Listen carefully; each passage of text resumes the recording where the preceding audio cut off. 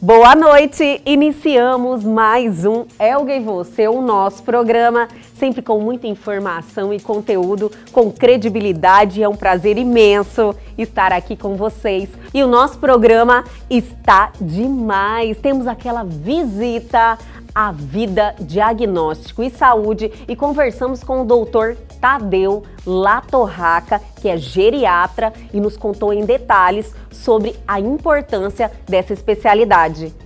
O geriatra possa atender não só idosos, aliás, atende muito bem, com toda a expertise, os não idosos também. E recebemos novamente Márcio Guariente aqui em nosso estúdio, que participou aí de uma corrida na Cordilheira dos Andes, 100 quilômetros entre o Chile e a Argentina, e olha, nos trouxe toda essa experiência. Realmente uma entrevista sensacional.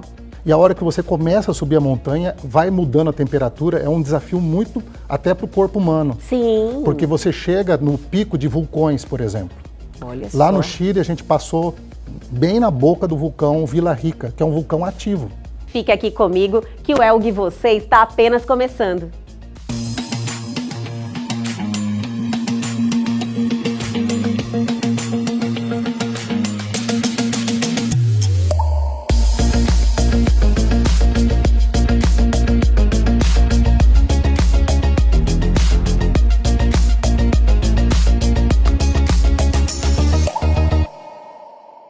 E hoje é quinta-feira, minha gente, aquele dia que temos esse quadro que eu adoro, que falamos de pessoas que merecem ser lembradas, merecem ser ressaltadas no quadro Personalidades daqui. E o nosso quadro de hoje homenageia Dalva de Barros. Nasceu em Cuiabá no dia 27 de outubro de 1935. Fruto do casamento entre o goiano Nabor de Barros e a maranhense Maria José Costa Barros. Incentivo nunca faltou em sua vida. No interior, filha de pai garimpeiro, aprendeu bem cedo a comprar e a vender diamantes. Durante muitos anos, Dalva morou em uma fazenda em Estivado, localidade próxima ao município de Diamantino. Ali, sua mãe cuidava de um restaurante à beira da estrada.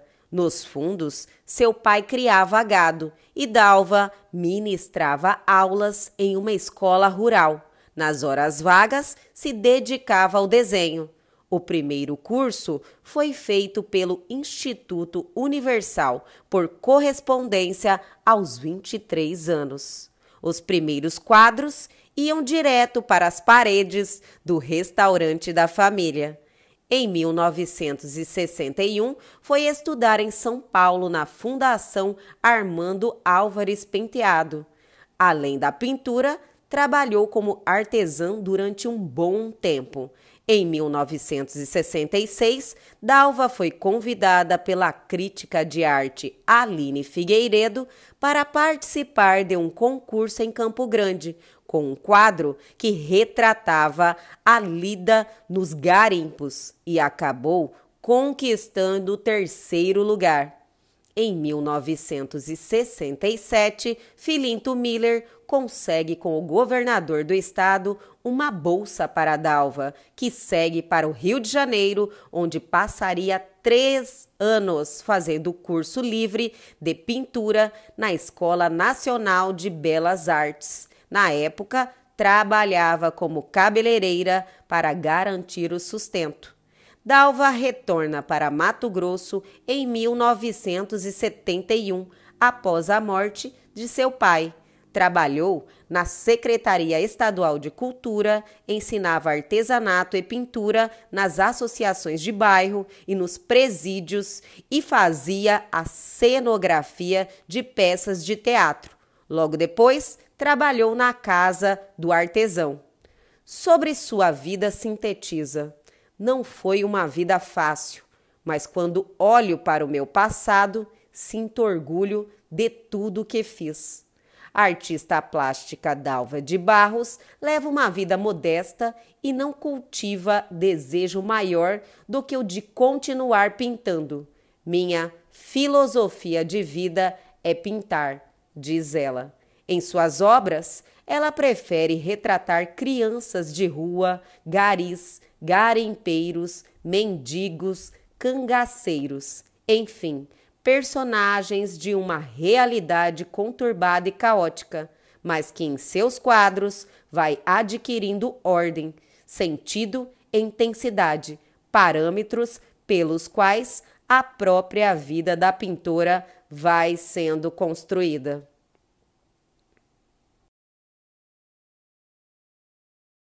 E aí, gostaram da nossa homenagem de hoje? Eu amo esse quadro e ele sempre está presente aqui no Elgue Você. Mas seguimos em frente. Chegou aquela hora de deixarmos vocês informadíssimos de tudo que está acontecendo no Brasil e no mundo. Chegou a hora do nosso radar, do nosso quadro de notícias.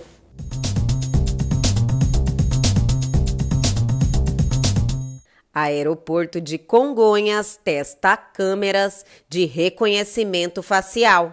O objetivo é agilizar o embarque de passageiros e facilitar a comprovação da identidade nos aeroportos. Apenas uma companhia aérea está participando dos testes e utiliza a tecnologia em apenas alguns voos.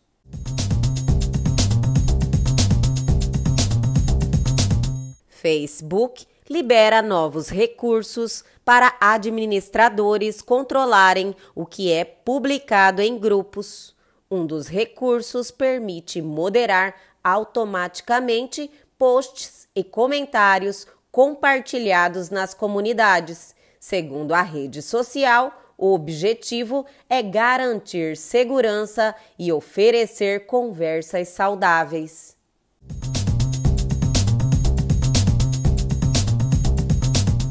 Missão tripulada se acopla à Estação Espacial Chinesa. Essa é a primeira vez em 5 anos que a China envia astronautas ao espaço. Tripulação ficará por 3 meses em estação.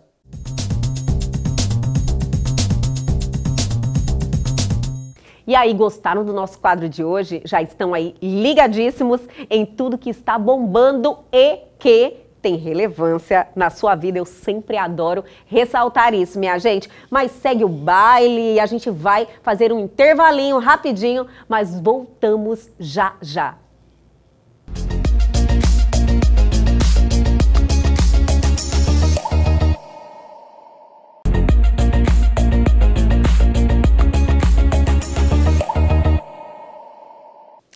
E continuamos aqui na Vida Diagnóstico e Saúde, sempre querendo trazer informação com relevância na sua vida para melhorar o seu dia a dia. E hoje temos um bate-papo muito interessante. Estamos ao lado do Dr. Tadeu Latorraca, que é geriatra. Eu quero muito falar sobre isso, mas primeiro eu quero te agradecer, doutor, por estar aqui com a gente, usando o seu tempo para colaborar, passando informação para os nossos telespectadores. Elga, eu que agradeço a oportunidade aí de poder estar contribuindo aí para a população, né, passando informações e participando do programa Elga e Você, aí, que é o maior sucesso aí da audiência. Ai, adoro, a gente fica feliz, né? Doutor, falar de saúde é muito importante, que as pessoas, assim, se utilizam muito as informações para melhorar o seu dia a dia, a sua vida, inclusive, doutor, para fazer as escolhas certas, né? Certamente.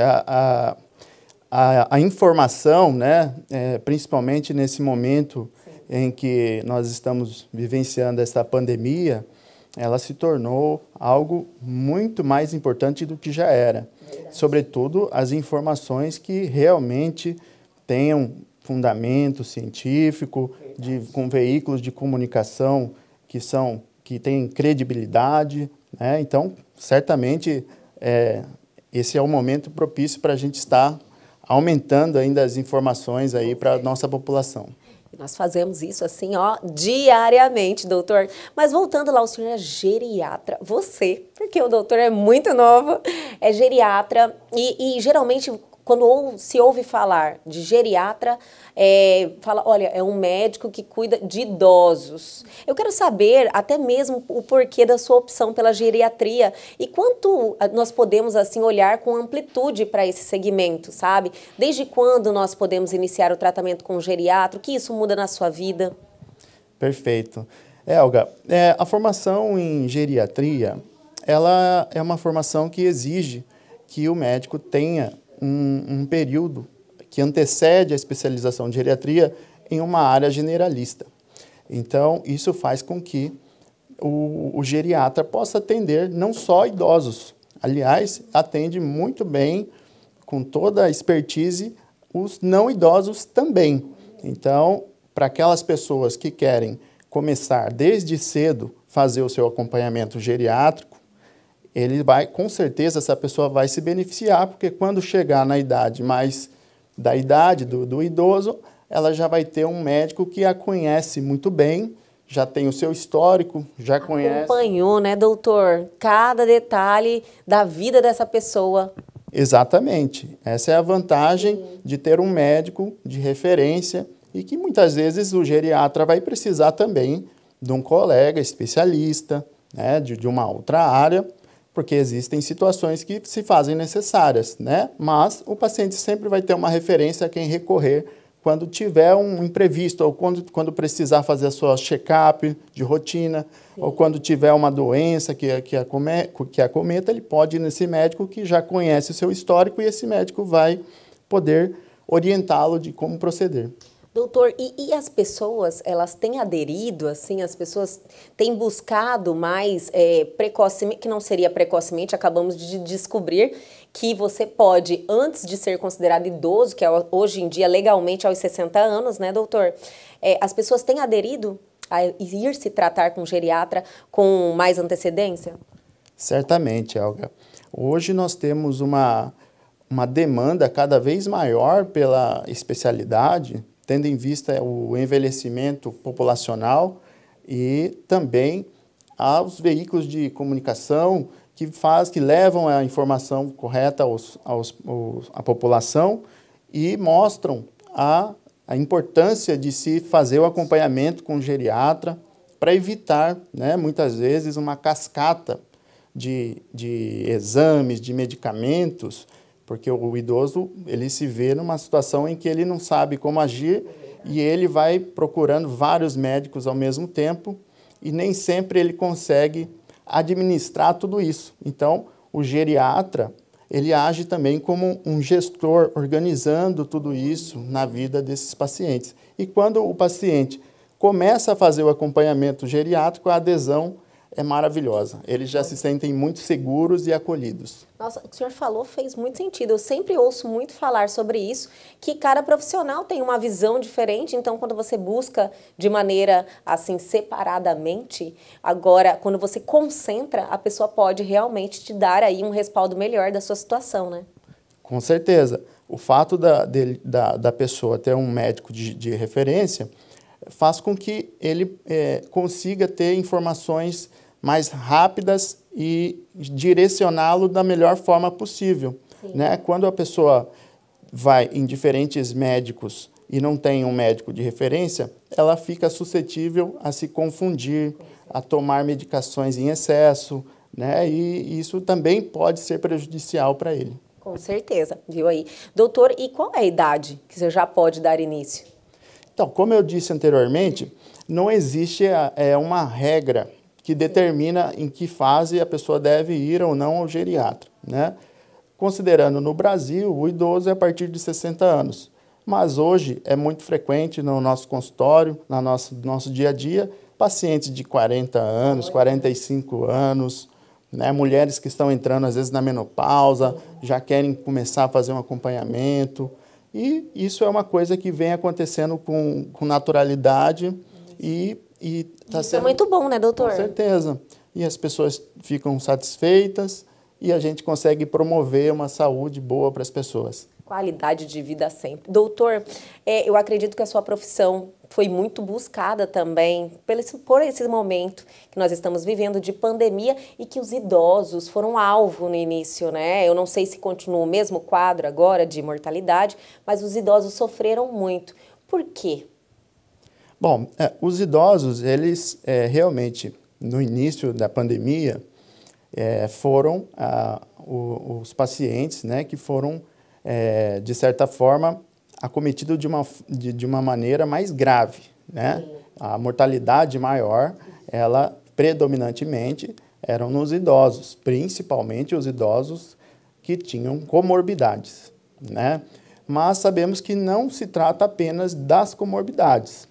Tem a ver também com o seu histórico, né? O seu grau de funcionalidade, né? Aqueles idosos que são mais independentes ou que tinham uma vida mais ativa e que praticavam exercícios ou que faziam seus exames de rotina, ainda que sejam idosos, conseguiram também ter a Covid e conseguiram se curar, né? Então, não tem muita relação com a idade. Embora a idade seja um fator de risco, ainda que a pessoa seja idosa, se ela estiver em boas condições clínicas, com a sua funcionalidade preservada, isso tende a favorecer o desfecho do seu quadro na Covid. Olha que maravilha, ótimo essa notícia, porque às vezes a pessoa fala, nossa, já estou com medo porque estou com uma idade avançada, mas tudo tem a ver com a sua condição pessoal, né, doutor? Exatamente.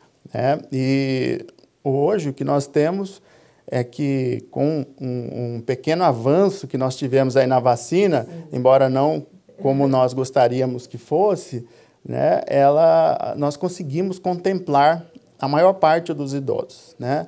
Hoje, a realidade é que os idosos, na sua grande maioria, foram vacinados e ainda temos idosos que não foram vacinados por uma questão de resistência, de preconceito, de desinformação, né?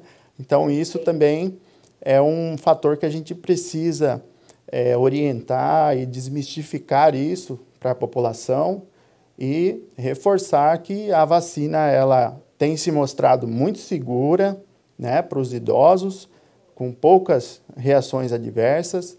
Então, eu tenho visto alguns idosos no consultório que estão ainda com medo de tomar a vacina, né? E eu sempre digo, Elga, olha, as vacinas têm se mostrado muito seguras, é muito bom que se vacine, tá? Porque isso vai conferir uma segurança maior para a sua saúde e para lutar contra esse vírus, né, doutor? E, além disso, Sim. reduzir, né, a transmissão do vírus, né? Então, não é só a pessoa, né, doutor? Isso que o senhor falou é muito importante, porque não é só você, mas você pode transmitir para a outra. Certamente. Nós sabemos que, dependendo da vacina, ela tem um grau de eficácia maior ou menor em relação à transmissão, né? Mas, de forma geral, a gente consegue reduzir o contato do vírus dentro da população, né? E isso vai ser muito bom para a gente reduzir a nossa curva de mortalidade, a nossa curva de contágio, né? E proteger nossa população dessa chaga que é esse vírus que está ceifando a vida das pessoas. Sim. Doutor, já que o senhor entrou no assunto da vacina, vamos aproveitar e perguntar, existe alguma, porque as pessoas estão aí, eu não quero tomar Coronavac, não quero tomar a da Pfizer, não quero tomar... Existe mesmo essa diferença? Existe alguma melhor? Ou o senhor recomenda todo mundo tomar as que estão aí disponíveis? O correto é tomar a melhor vacina, é a vacina que tem, tá? O que existe de diferença é a redução do contágio da doença. A pessoa que tomou uma determinada vacina, ainda que esteja vacinado, ela pode ainda contrair o vírus. Mas o que acontece é que a gente consegue reduzir, e muito, quase a 100% em alguns estudos, a mortalidade. Então, a pessoa, ainda que contraia o vírus, ela estará protegida, com a sua vida protegida. Então, não precisamos nos apegar a números de eficácia, números de... Não, o objetivo, além de reduzir a transmissão, é de salvar vidas. Então, não devemos nos preocupar com qual vacina que está disponível. Nós sabemos que as vacinas disponíveis passaram por um crivo da Anvisa, né, com estudos, e passaram por diversas fases de estudos, e para ela chegar a ser oferecida à população, é porque ela se mostrou segura e eficaz. Então, vocês aqui da Vida Diagnóstica e Saúde, vocês preocupam bastante com prevenção e a vacina é uma prevenção, né, doutor? É algo que as pessoas já está presente no mundo, na humanidade há muito tempo. Então, vocês, como um profissional sério, com credibilidade de saúde, passando essa informação às pessoas que estão nos assistindo, eu tenho certeza que as pessoas param para refletir e deixe de se influenciar por notícias que às vezes não têm um cunho seguro. Exatamente, né? O que nós temos observado é que com as redes sociais, hoje praticamente dominando aí as informações, né? Abre um espaço para notícias que são fake news, né? Nós não podemos nos deixar levar por fake news. Sempre que tiver uma informação, nós não podemos, antes de checar a sua origem, checar se realmente é verdadeira, nós não podemos passar adiante, não podemos compartilhar, porque isso vai prejudicar toda uma tentativa de oferecer a melhor comunicação, a melhor informação para a população. E muitas vezes tirando vidas, né, doutor? E que vai ocorrer é que a disseminação de informações falsas vai contribuir para o lado do vírus. Então, se você está do lado da vida, não compartilhe fake news.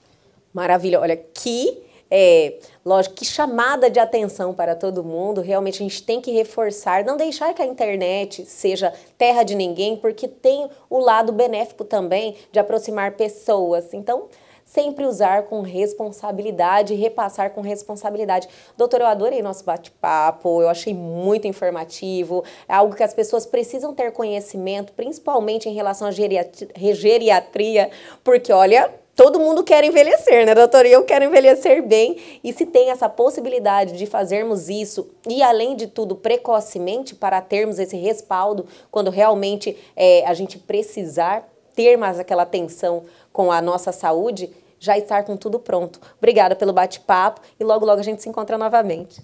Eu que agradeço, Elga. Obrigado aí pelo espaço para podermos conversar aqui e eu fico à disposição. Obrigada. E o Elga, você continua. Já já a gente volta com mais uma entrevista sensacional lá no estúdio. Não saia daí.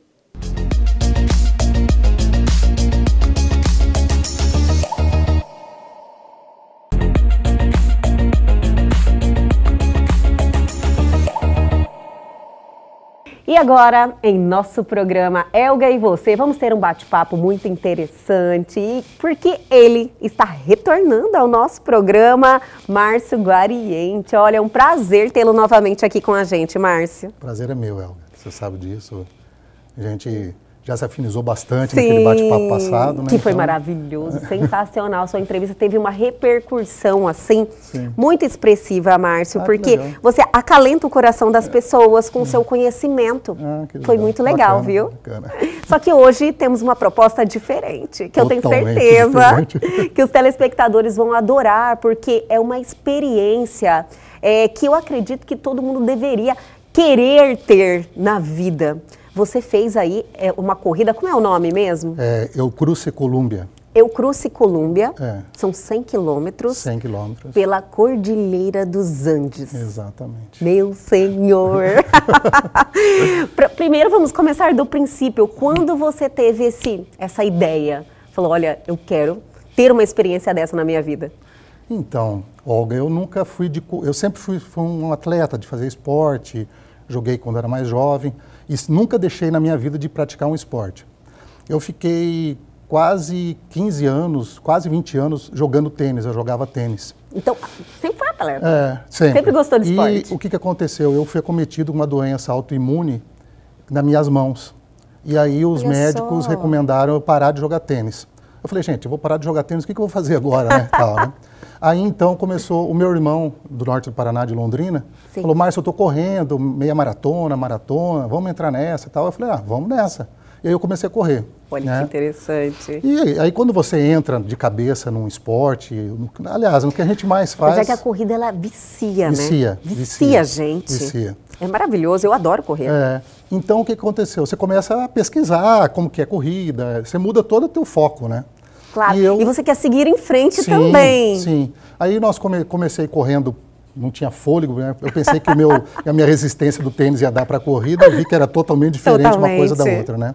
Aí comecei... Mas olha, fazendo para as pessoas não desanimarem, Márcio, com esse comentário seu, é fantástico como você melhora o seu desempenho e rápido quando você tem dedicação, não é verdade? Sim, eu comecei a correr na academia, até que um dia um personal que depois virou meu amigo, de muitos anos, falou, você está correndo errado. Eu falei, como estou correndo errado? Eu não sabia que tinha que correr certo errado e tal, né? Aí a gente começou a correr, eu comecei a melhorar meus tempos, aí eu comecei a partir para a corrida, para meia maratona, maratona e tal. Mas eu sempre começava a pesquisar e via muito essa questão do trail running, que é a corrida de montanha. Meu Deus. Eu falei, gente, eu gostaria de fazer esse negócio, é mais com a natureza, que a gente corre urbano, né? Sim, eu dei uma olhadinha lá, a natureza é um espetáculo à parte. É, outra coisa. Aí eu falei, pô, mas em Mato Grosso não tem essa corrida. Até que me falaram que tinha o circuito Ultramacho quando começou. Eu fiz desde quando eles começaram a correr no circuito de corrida de montanha. Aí eu acabei me viciando nesse tipo de corrida. Aí comecei a pesquisar no mundo, que tipo de prova que tinha e tal. E tem muita coisa, né? Tem muita coisa. E o meu sonho de consumo mesmo eu ainda não fiz. Sério? Qual é? Que é correr a subida do Mont Blanc, na França. Olha só. Que é uma prova que chama UTMB, Ultra Montrail Mont Blanc. Nossa, se essa da Cordilheira dos Andes são 100 quilômetros, quantos são? Não, lá é assim. São corridas com diversos tipos de graus de dificuldade. Entendi. Então tem essa ultramaratona de 200 e poucos quilômetros, tem de 100 e poucos quilômetros, tem de 50 quilômetros. Você escolhe. Tem de 40 e tal. Só que, na verdade, eu não escolho, porque você tem que estar ranqueado para correr. Olha! Então você tem que fazer provas que te dão pontuação para conseguir correr Mont Blanc. Entendeu? Não é qualquer um que chega lá, eu quero correr. Exato. E dá trabalho também, né? Porque tem que ter um preparo. Você vê que eu comecei pesquisando Mont Blanc, que era famosa, eu via na televisão, tudo, né? Nesses programas de esporte. E aí eu comecei a checar, gente, mas que corrida que dá pontos aqui para Mont Blanc? Eu me cadastrei na Mont Blanc, tudo. Achei que eu ia fazer a inscrição e correr. Entendi. Aí eu vi, não, mas não dá para você correr, você tem que ter ponto, tem que ter experiência em outras corridas. Sim. Aí eu fui pesquisar na América do Sul aqui, né, onde que tinham corridas que davam ponto. E aí que eu descobri o Eucruce Columbia. Que legal. Que ele dá pontuação para Mont Blanc. E eles são, assim, realmente... Eu não sei quantos anos já existem, você sabe? Esse ano vai Porque eles são muito preparados. Sim, esse ano você tem um amparo durante todo o percurso, assim, sensacional, né, Márcio? É incrível. Esse ano eles vão para a 19ª prova. São 19 edições. Essa prova, no mundo de esporte como um todo, hein, de corrida, de rua, etc., no mundo inteiro, ela é considerada a corrida com a maior logística do mundo. Sério?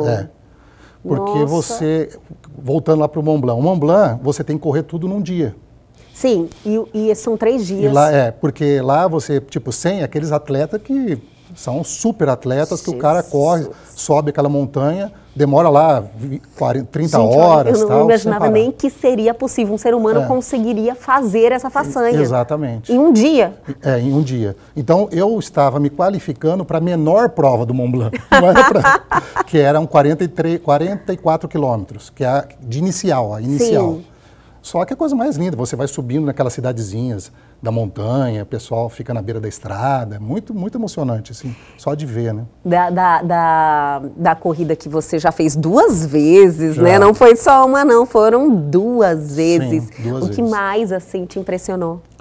Bem, primeiro que quando eu fui pela primeira, eu não conhecia a Patagônia. Sim. Né?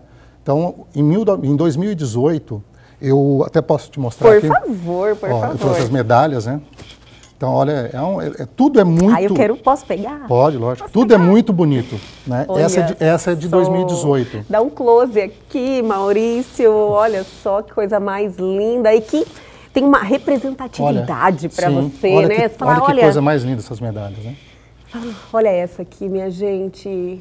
A cada momento que você olha para elas, Sim. você quer mais, eu acho, Sim. né? Quero mais. Então tem algumas coisas assim muito diferentes nessa corrida, né? Sim. Primeiro, a distância, né? Nossa. Eu estava acostumado a ver montanhas no Brasil, né? Ver aqui correr aqui na Chapada, né? Que a gente sempre achou, isso aqui é um super desafio. Com certeza. A hora que você vai chegando na cidade, da onde vai sair para a corrida, você olha aquele paredão de montanha assim que não tem fim. Você fala, será? Aí você está na Cordilheira dos Andes, né? Que é a maior cordilheira da América do Sul. Então, É do Chile à Argentina? Então é assim, 2018, fui para Pucón, no Chile. Sim. Tá? Pucón é uma cidade muito linda. Sabe aquela cidade, parece de cidade de conto de fadas, assim? Olha só. Eles têm muita construção lá, como sou engenheiro de formação, eu gosto muito de arquitetura também, né? Então tem muita construção de madeira, com vidro, com ferro, aquelas casas muito lindas, porque são casas com telhado com inclinação baixa para poder a neve cair, então que neva lá, né, e tal. Tem que ser então, tudo diferente, né? É Pelo um clima. lugar super especial. Então você chega, você vai dar uma olhada assim nas lojas de esporte, tal, é tudo voltado para esporte de inverno, neve, tal, né? São aquelas marcas que você só via na internet. Vê foto, tal. sonhando também, né? Eu dou uma olhada às vezes. Os restaurantes maravilhosos, né? Um melhor que o outro. Então tem uma mega estrutura. Tem uma mega estrutura, e sem porque falar... recebe o mundo todo. O mundo todo lá. Lá são... O Cruce, esse de 2018, deu 3 mil participantes. Nossa! E foram acho que quase 50 países representados. Tinha gente da China, Estados Unidos, da Europa praticamente toda, Coreia, onde você imagina, Austrália, Nova Zelândia, tinha gente do mundo inteiro. Nossa, né? tem tanta coisa para fazer nessa vida, meu senhor, eu não conhecia. Exatamente. Então, os brasileiros, porque como é uma corrida, quem são os patrocinadores são argentinos, né? O pessoal Sim. de Buenos Aires, né? E aí, então, os argentinos, eles têm uma inscrição separada, porque eles são a grande maioria são argentinos. E por incrível que pareça, a segunda quantidade de corredores não são chilenos, são brasileiros. Olha só, o Brasil se destacando. Dá em média 700 corredores do Brasil. Olha que interessante. Então, o Brasil é que está pertinho tá também, está do lado. E nós temos uma paixão que depois, como eu sou paranaense, eu comecei a andar mais. No sul se pratica muita corrida de montanha. Em Minas Gerais. Aí eu fui descobrindo as grandes provas brasileiras, que tem também, né? Tem, então, provas expressivas aqui no Brasil. Tem. Que então, legal. E nessa de Pucón, o ganhador individual foi brasileiro. Do amador, né? Foi brasileiro, né? Sim. Aí você tem então os tem duas categorias também, o profissional e o amador. Tem o profissional, que vem aqueles corredores da França, da Espanha, são todos aqueles top do mundo mesmo, né? Os melhores ranqueados do mundo, todos vão. Né? Sim. E está interagindo com vocês ali, Sim, todo mundo? Eu sei que tem um momento de interação, tem um momento do acampamento lá, que também diz que é uma estrutura fantástica. Esperando vocês. Sim. Eu quero saber duas coisas, Márcio. Sobre esse acampamento aí, legal. O visual, 3, aliás, Sim. E também quero saber sobre a sua preparação para estar lá. Sim. Tá bom? Mas vamos segurar um pouquinho. Eu vou chamar um intervalo, mas é rapidinho, a gente já volta.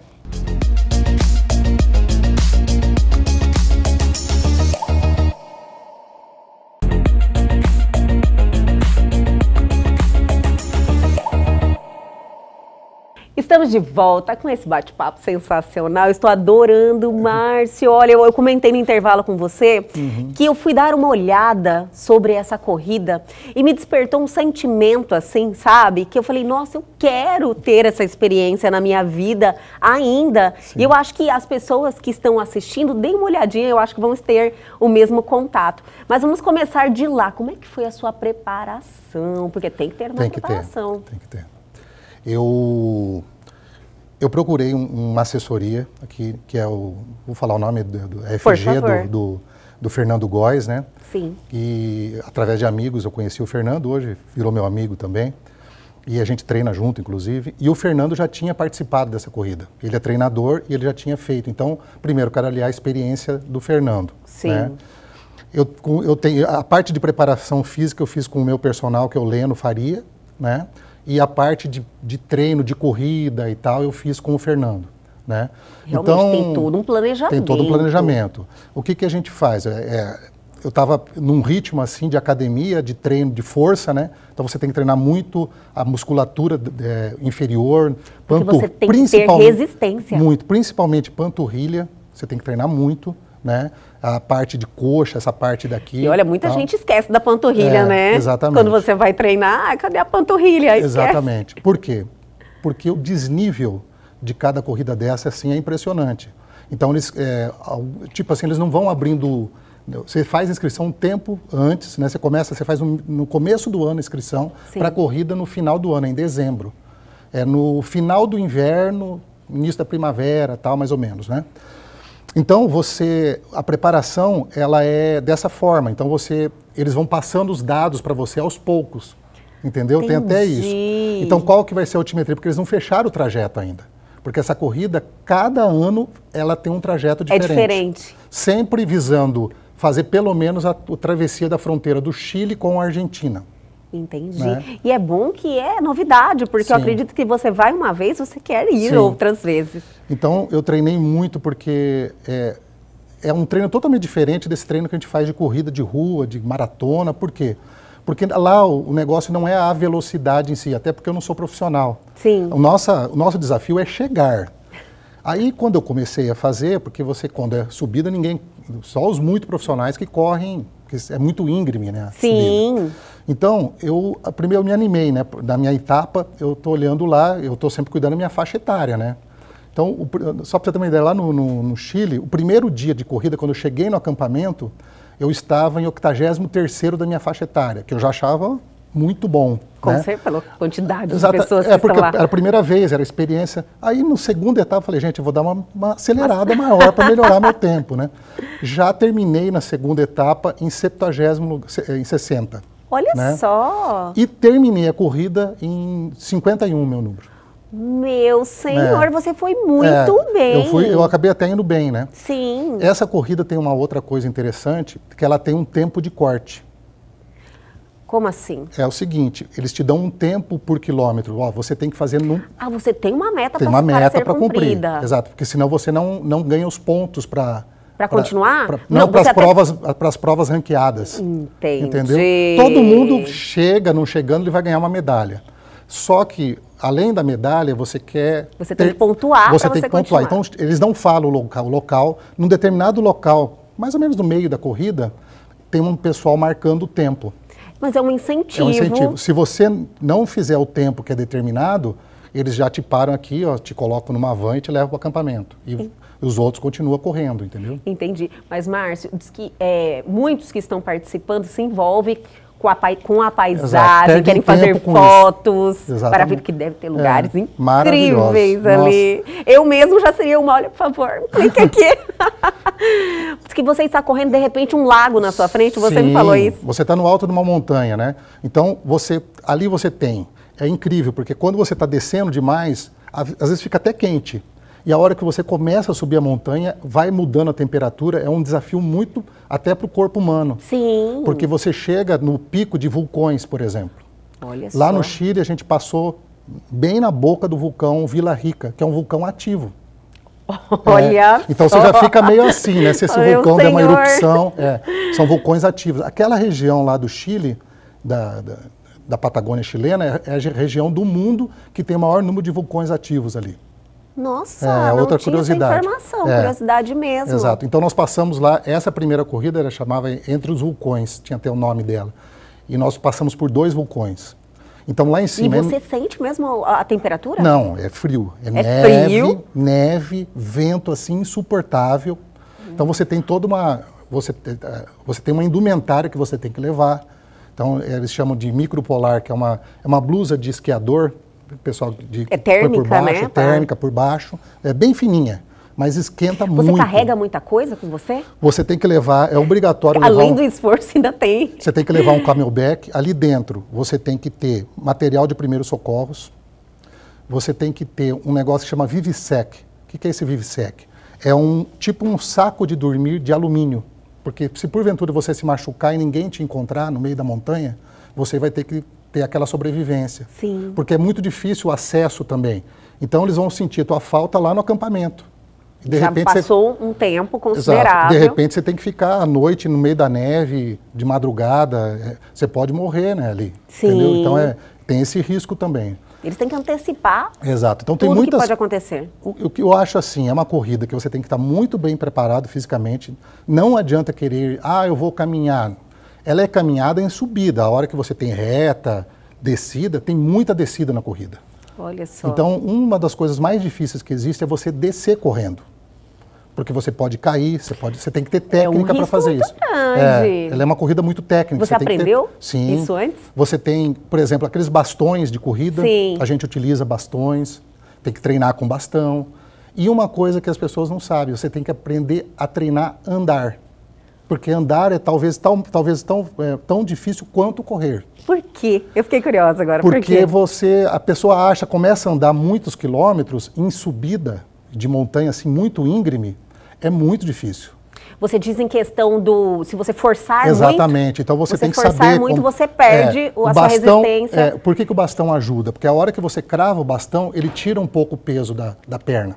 Exige menos de você. Exige menos. Então desgaste, você joga... Então, exatamente. o desgaste. Você joga a carga. Sim. Né, tal. Então tem todo esse segredo aí. Aí você leva água, você tem que levar pelo menos uns 3 litros de água. Se você quer reabastecer, tem muitos riachos de água de neve que passam ali. Coisa mais linda do mundo, sabe? Olha aí você pode reabastecer. Você passa a travessia dentro de rios caudalosos, que eles põem uma corda, você tem que passar no meio do rio. Eu vi algumas então, coisas um monte de coisa legal. Você deve ter visto. Eu lá, né? vi sim, eu fiz a lição de casa e fiquei Muito legal. apaixonada, inclusive. Muito legal. Porque é um desafio. Sim, é excepcional, né? Que se você consegue vencer ele, você... Não, eu já vou perguntar para você, como é que foi a experiência de terminar a prova? Antes disso, eu só queria falar do acampamento. Eu quero saber. Acho que o acampamento você estava querendo saber, né? Quero muito. Porque eu sei que é um dos melhores momentos. Eles preparam, antes da corrida, eles deixam preparados sempre 2 acampamentos enormes. Que é um acampamento para caber ali quase 1000 pessoas dentro desse acampamento. São barracas. Só um minutinho antes. Então você tem um acampamento, são 3 dias. 3 dias. Então são 2 acampamentos. 2. Você sai da cidade. Geralmente eles te levam de ônibus até uma altura onde que é a largada, para já começar no alto. Aí você vai, sobe e começa a descer. Os acampamentos são sempre na beira daqueles lagos assim paradisíacos da Patagônia. Então é um lugar assim incrível, naquelas montanhas com neve lá em cima, aquele lago, uma água geladíssima, que você termina, você já tem que entrar dentro da água para poder a musculatura, né, no gelo e tal. E o acampamento é uma festa. É uma grande festa, porque você tem lá as barracas, primeira experiência, tem que dormir na barraca ali, com temperatura abaixo de 0. Meu Senhor! Né? Você leva saco de dormir, aquele saco de inverno de dormir. Né? E aí só que é o argentino que está fazendo, né? Então é aquelas parrilhadas, aquela churrascada argentina, sensacional, né? Que maravilhoso, comida maravilhoso muito esse boa. momento, muita Sim, comida, muito. Você come à interação, vontade. um lugar muito lindo, Não uma estrutura para. fantástica. Exatamente. Que é um momento assim marcante. Agora, então, são 2 acampamentos. 2 acampamentos, né? Aí você vai pro segundo, no segundo você já está muito cansado. Então, geralmente nesses acampamentos tem estrutura de massagem. Então tem assim, só que legal. Barracos enormes com massagistas profissionais, geralmente são chilenas que vão para lá fazer as massagens e chilenos, né? Então você paga, específica já para poder recuperar para outro dia, entendeu? Para você tentar recuperar a musculatura, porque às vezes você vem detonado, as unhas do pé assim, carne viva. É assim, verdade mesmo que... Você se arregaça tudo mesmo aqui, perna perde aqui, unha, eu já ouvi falar isso mesmo. Perde tudo. Teve e você perdeu alguma? Eu perdi, sempre perco do dedão. Tem um amigo meu aqui de Cuiabá, ele não conseguiu completar a 3ª fase, porque ele perdeu quase todas as unhas do pé. Mas acontece isso por quê? É porque é o seguinte, a hora que você está descendo é muito íngreme a descida e você força muito? Força muito, então o teu pé vai para a ponta do tênis. Você força, vai forçando, entendeu? E não adianta, às vezes não você adianta. fala, nossa, será que foi algum tênis que não era adequado? Não é isso. Geralmente você vê sempre, outra coisa que eles pedem para levar 2 pares de tênis. O primeiro dia eu tinha um tênis novinho, eu tive que jogar fora. Acabou o tênis. Rasgou o tênis, tal. Então, é quase inacreditável, né? Você fala, acontece, como assim? Acontece. Nossa! Mas aí você estava falando da sensação, uma coisa assim incrível, né? Eu imagino que você deve ter mudado muito no seu interior. Sim. Como pessoa, você as coisas que você aprendeu, cima. os desafios que você... Você em algum momento, são essas curiosidades que eu tenho, pensou em desistir? Não, nunca pensei em desistir. Apesar de estar cansado, exausto, eu nunca pensei em desistir. Você sabia que você ia terminar? Eu sabia que ia terminar. Parou para descansar?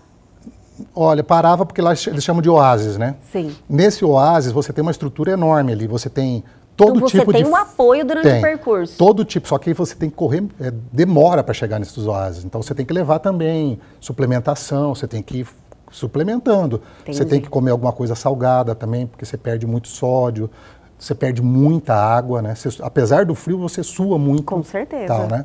Então, os acampamentos têm toda a estrutura de fruta, suco, tal, né, para você se reabastecer, né? Que bom. Ali você dá uma parada, você coloca água, né, tal, você dá uma paradinha ali, mas é coisa rápida, 10 minutos no máximo, você já tem que partir para não perder tempo, né? Por causa que você está no relógio ali, o cronômetro, Sim, né? você tem lá, né? Tem lá o tempo, a sua meta, tem a você meta fala, não, eu pra fazer. preciso ganhar os pontos, que era Sim, esse seu objetivo. exatamente. Mas daí você concluiu a prova, e aí? Então, aí eu vou contar dos dois fatos. Sim. No Chile, todos eles terminam em praias porque essas cidades são beira de lago. E tem uma praia de lago enorme, assim, hotéis sofisticadíssimos, muito bonito, tanto na Argentina, em São Martín, quanto no Chile, em Pucón. Em Pucón, eu estava, porque eles colocaram um trecho, você desceu, eu vi a cidade chegando de Pucón. Meu Deus, fala uma miragem, aquilo ali. Quando eu vi, eu estava ao lado do aeroporto de Pucón, correndo no asfalto. Falei, gente, tá chegando a cidade. E eu já falei, gente, será que vai diminuir a quilometragem? Quando eu vi, eles jogaram todo mundo para a esquerda, entra no meio do mato. Você tinha que atravessar uns lugares lodosos, assim. Meu tal. Senhor. Foi de sacanagem mesmo aquilo Sim. ali, né? Aí eles te jogaram para a praia. Aí você começa a correr uma praia de uma areia preta, assim, meia granulada. E aquilo o tênis vai pegando, você já está morto de cansado, e você escutando o barulho da linha de chegada. Uhum. Falei, gente, será que eu vou conseguir? Sabe quando você está assim no último suspiro? Sim. E aí você, geralmente, a chegada, você sobe uma rampa assim, sabe? E você chega lá em cima, né, subindo dessa rampa, aí tem a chegada, né? E quando você está chegando, tem os fotógrafos profissionais ali, o teu nome aparece imediatamente. O Brasil, Márcio Guariente, Brasil. Que legal. Porque tem o chip, né? E pelo chip ele já identifica e já põe o teu nome. Então na foto, quando você chega, aparece o teu nome ali. Que maravilha. Muito legal, sabe? Cria, né? Você fala, nossa senhora. E a parte você chegou. Você falou, meu Deus, nem acredito. Nossa. Respirou um pouquinho e falou, eu vou fazer mais uma? Não. Quando eu cheguei, sabe o que a gente faz? Você já tinha combinado com os amigos, ó, quem chegar primeiro espera o outro. Sim. Vai lá pro hotel, espera, né? E aí, à noite, nós já estávamos... Onde nós vamos almoçar? Tomar um vinho para comemorar. Lógico, né? Dar uma relaxada. Era esse o objetivo. E em qual momento, depois, quanto tempo? Um mês, passou um mês, você falou assim, eu vou de novo. Eu acho que já no primeiro dia, ano que vem vamos de novo. É uma sensação maravilhosa. E aí eu levei alguns amigos que falam assim para mim, Márcio, nunca mais você fala em cruce comigo. Meu negócio é corrida de rua. Por isso que eu falo, cada um tem um gosto, né? Com certeza. Tem gente que realmente falou, não, é a primeira e última experiência. Tem. E tem gente que gosta desse desafio. Porque sofreram bastante também, treinaram muito, às vezes tem esse amigo tem meu... psicológico muito bom, se né, contundiu, e o psicológico é o principal. Manda demais muito, o psicológico. Muito. Você tem que ter uma força assim de psicológica, a hora que você começa a pensar em desistir, você olha para as pessoas que estão do teu lado e tal, foca nelas, foca na estrutura, né? E o bom é que você leva isso para a sua vida, né? Leva isso. Porque é uma vitória individual. Sim, é uma vitória. E às vezes a gente está em uma caminhada também, desafio. A vida da que às gente vezes você fala, nossa, vou desistir. Não vou não. Não vou desistir não, eu vou terminar. Porque a sensação é muito boa de você conquistar aquilo, né? Você realmente vencer, cumprir o seu objetivo. Sim. Espero que muita gente se anime para fazer, né, ter esse desafio, levar essa experiência para a sua vida também, que olha, eu vou me preparar, vou começar, fiquei muito interessada, Narci, de verdade. O Campelo mesmo, que é teu amigo, nosso amigo, né? O Campelo tá doidinho para fazer essa corrida aí. O Campelo é atleta também, né? Maratonista. Ele é maratonista. Eu ainda vou daqui, vamos ver, uns 2 anos, quem sabe, chego lá na preparação. Eu estou aqui tentando trabalhar acho que o ano que vem eu vou de novo. Isso você me disse que esse ano não teve por causa da pandemia. O ano 2020. 2020 não teve. 2021...